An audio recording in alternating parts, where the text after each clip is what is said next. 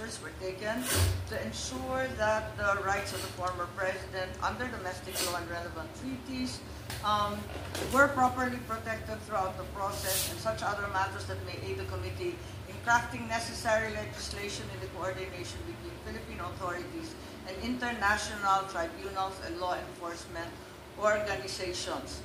At kinikilala rin natin si Dr. Donald Palma ng PNP at si Senator Bongo na lalahok sa Zoom. So, andito na tayong lahat. Maraming salamat sa pagdalo ninyo. Sa wakas, inaantabayanan kayo ng buong sambayanan. Inaasahan ko, palibasa na rin kayo, handa na rin kayo magsabi ng katotohanan at ilahad lahat ng detalye na kinakailangan natin para alamin ang totoong nangyari nung tinangay ang ating dating Pangulo, Presidente Duterte. Sa ganitong paraan, tatanungin ko sa ating Committee Secretary na kung sakali yung oath of the resource person should now be administered.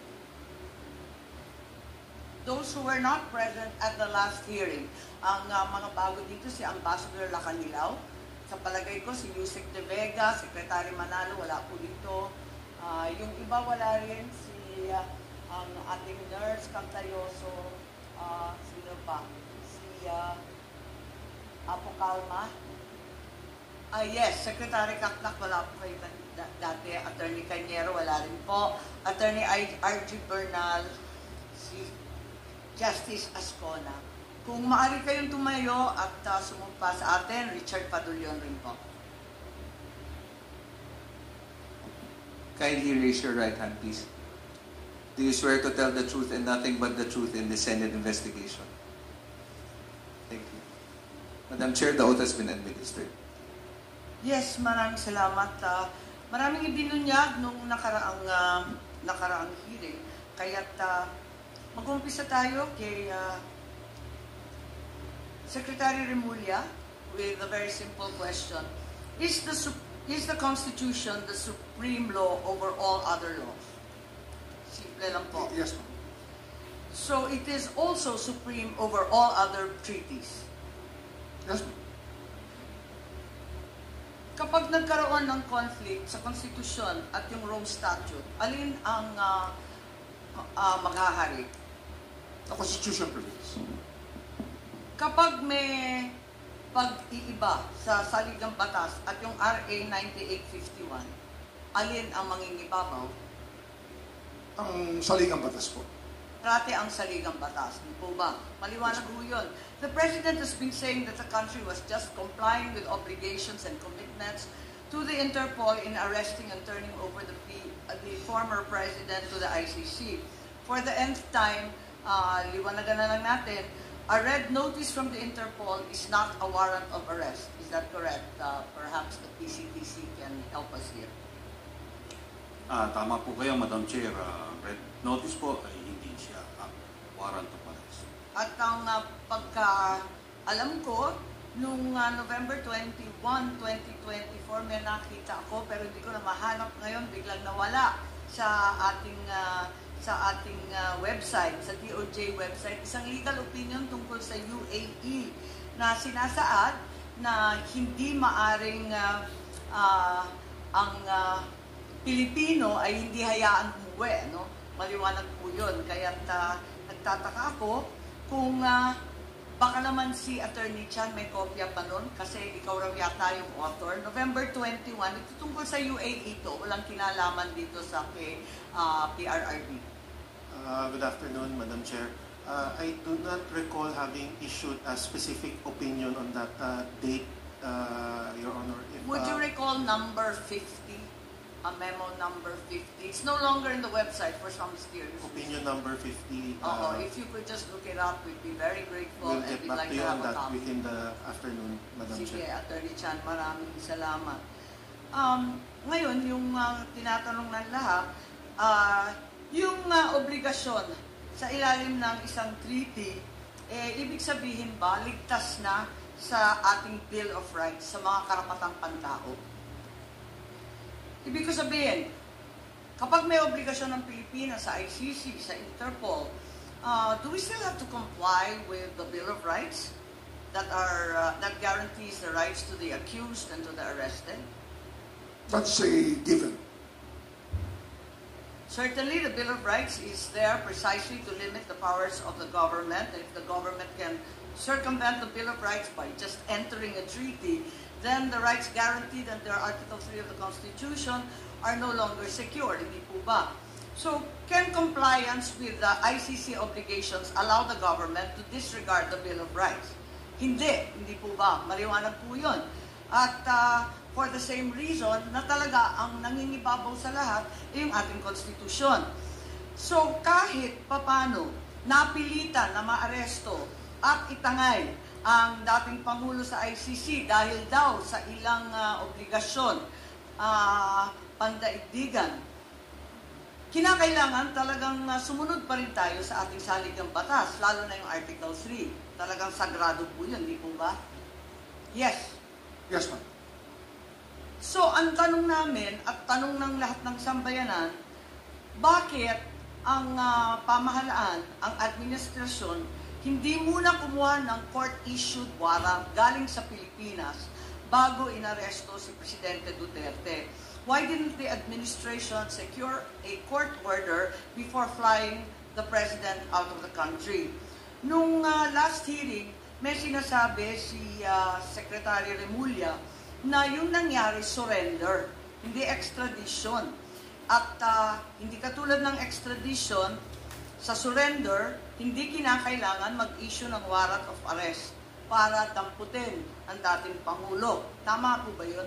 Kasi yun ang sinabi nyo dati nung... Mga extradition kasi, hindi ho natin pwedeng gamitin dito sapagkat hindi tayo pwede mag-file na extradition dahil nasa atin po yung tao. Ang extradition po na sinasabi ng batas ay yung court o yung arresting state. Yung state pala na may warrant ang mag-file na extradition sa Pilipinas. Kaya surrender lang po talaga ang option natin. Wala ho tayong ibang option. Kabisado ko po yan. Panahon pa ng tatay ko yung extradition law natin. Ako yata nag-type nung bata. Ang tanong dito, under surrender, there's no need for a Philippine court to issue a warrant. Ang sabi po ninyo, that's the stand of the government. Opo, yun po yung understand.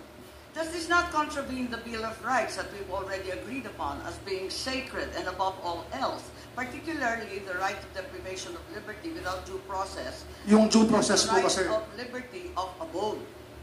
Kasi ang due process po dito, yung sa issuing body, yung nag-issue po na warrant of arrest, if they observe due process.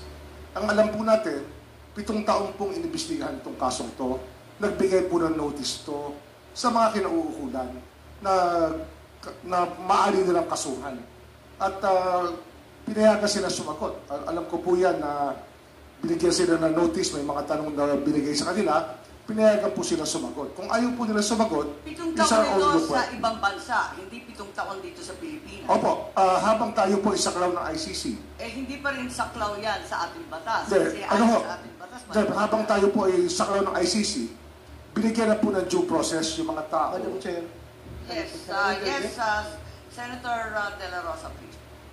May I know from the good secretary, saan kayo nagkakuha ng information na yung mga speakers binigyan ng tanong, pinapasagot yung mga akusado. Saan po kayo nagkakuha ng informasyon na yun? Tsaka sinusubukan po nilang kausapin. Yun po yung alam ko. I'm asking about yung sinabi mo kanina. Natural po yan, nakalakaran, kasi kahit anong korte po, ay binibigyan ng pagkakataon na sumagot ang tao sa mga paratang sa kanya. Senator Bato, nakalista ka. Binigyan ka ba ng pagkakataon ng nakaraang 7 taon na sumagot sa anumang aligasyon? Meron nag-communicate sa opisina ko na gusto akong kausapin. So that's it. Kinausap niyo ba ho? Kasi kung kinausap niyo, marahil ay sinabi na sa inyo yung nais na sabihin. Bakit ko kausapin? Sinabi mo na nga na hindi niyo recognize yung jurisdiction ng ICC. Kayo mismo, from DOJ. Ilang bisis mo sinasabi noon, Madam Chair, na hindi na recognize. Ako pa, i-recognize ko na ako mismo ang kinakasuhan. Meron Kayo na, po kasi- gobyerno na kayo. Kayo na nagsasabi na hindi nyo na-recognize. Bakit ako pa mag-recognize? Meron po kasing residual powers ang ICC.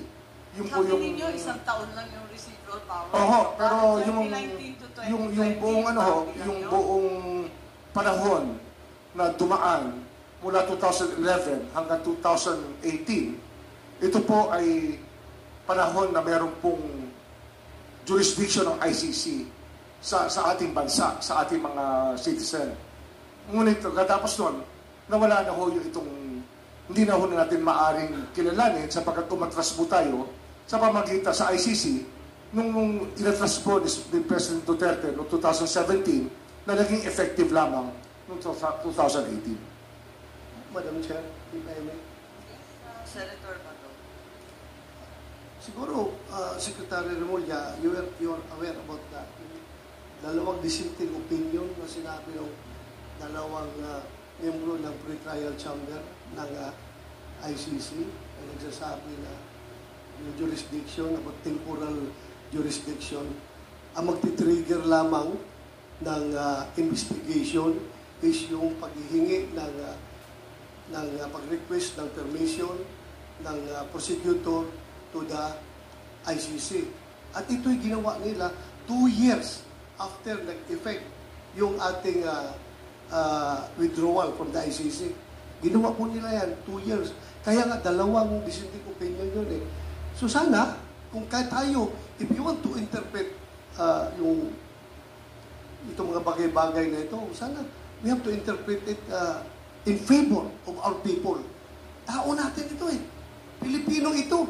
Bakit natin papaboran yung mga foreigner, ng mga banyaga na yan? Sila na nagsabi. It was the request for to conduct investigation was triggered 2 years after nag-effect yung ating withdrawal. But then again, Madam Chair, I will leave it at that. Please continue. Yes, Senator Cayetano, please. Just a manifestation on that point, and of course, our friend, the DOJ Secretary, can rebut or give a retort. Magandang hapon po sa inyong lahat. Justice Ascuna, thank you very much po for giving us time and being here today. Actually, isang main contention siguro yung residual power sa case sa Supreme Court, and as the Justice Secretary said, it's sub judice, and of course, everyone will be waiting for the decision of the Supreme Court. Ang point ko lang kasi, both sides, the pro-Duterte, anti-Duterte, want accountability. The pro-Duterte feels that the accountability is the drug lords, etc. And if President Duterte did something that amounts to a crime, pero ang accountability dapat dito sa Pilipinas at tamang proseso. So doon naman sa gustong i-hold, anti-Duterte gusto siyang i-hold accountable, siguro naman ay it's safe to assume that they also want yung tamang proseso.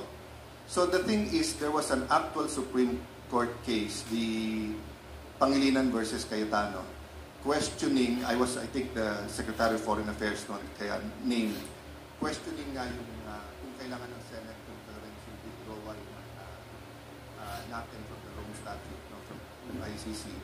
Pero nakalagay din dun sa case na yun, let me paraphrase, that the Supreme Court can continue to review yung actions ng executive.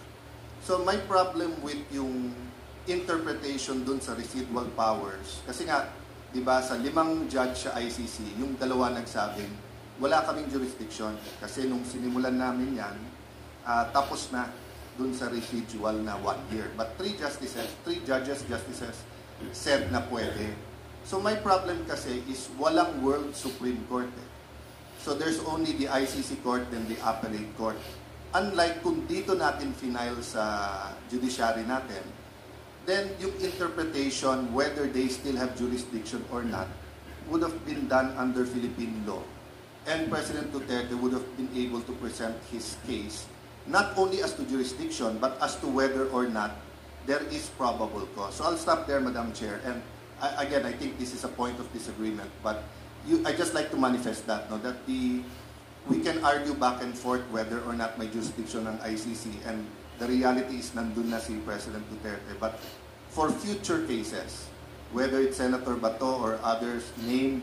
I gave two examples. No, if suddenly there's a witness from Marawi and they said that our troops killed children and women, and then nag-issue ng arrest ang ICC, or if the military suddenly uncovers a mass grave in any part of the country and says na nilibing yan during 2011 to 2015.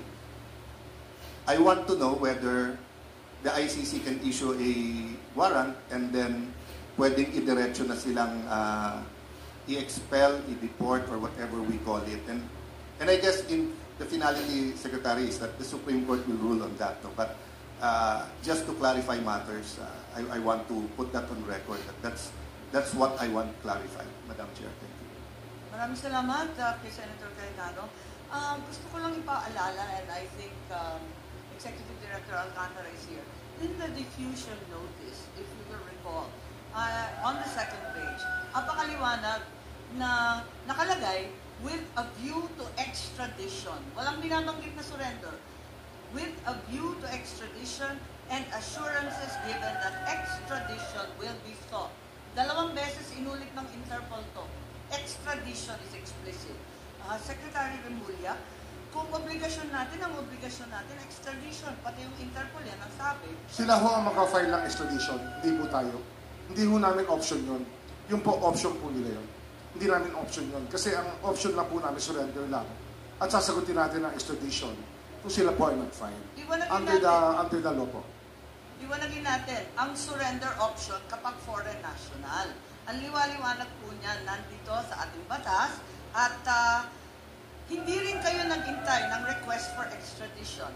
Even though only 12 to 15 hours as measured by Wala pong particular reference yung 9851 sa foreigner. Ito po ay sa offender lang po, sa accused. Yun lang po ang reference ng 9851. Makikita natin, kasi kinalkal na natin dito sa Senado, nanggaling rin sa Senado yan, na ang nakasaad sa Article 17, yung dulo, RA 9851, talagang maliwanag na surrender para sa foreign national. Ilang beses na rin pinaliwanag ni Attorney Medina yan sa first and second hearing na maliwanag na para sa foreign national yan. Kaya mukhang malabo ito. Sa interpretation po yun, hindi ho sa batas. Nasa transcript po, ang liwaliwanag, may amendment si Senator Subiri at the time, nakalista lahat ng bill spending, pare-pareho po ang referral sa foreign lang, hindi po pwede sa Pilipino. Hindi bale, tulad nga na sinabi ni Senator Cayetano, we agree to disagree, hindi po pwede para sa amin, maliwanag. And I'd like to call on Justice Astuna at this juncture.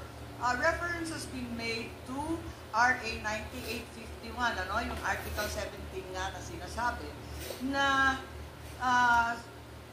sa ngayon, hindi na yung Rome Statute kasi post-2019 na tayo, no? So, ang huling kataga, pursuant to the applicable extradition laws and treaties. It's very clear, it's the last sentence of Article 17. And in an interview, the former Supreme Court Justice Adolfo Ascuna opined that surrender must be made pursuant to an applicable treaty. And since the Philippines is no longer a party to the Rome Statute, what then is the applicable treaty? Wala nang treaty. Dahil ang ini-invoke nga yung Rome Statute, wala na ngayon.